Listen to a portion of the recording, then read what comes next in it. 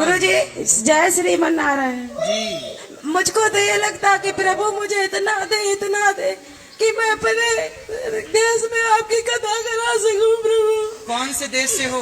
मैं कानपुर से हूँ। कानपुर तो देहात। कानपुर कौन से देश में कानपुर देश कानपुर देहात रसूलाबाद से हूँ गुरुजी। तो कानपुर कोई देश है? कानपुर देहात रसूलाबाद से हूँ गुरुजी। वो तो भारत के अंदर ही है कि भारत के बाहर है? उत्तर प्रदेश गुरुजी। तो उत्तर प्रदेश भारत के अंदर है कि बाहर है? बाहर बाहर है। अंदर है, मैं नहीं मालूम गुरुजी। नहीं मालूम? नहीं गुरुजी। अपने देश का नाम क्या है? उत्तर प्रदेश गुरुजी।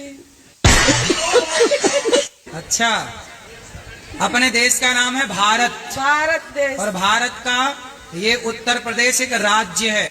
अब बताओ आप किस देश की हो? हमें नहीं मालूम गुरुजी।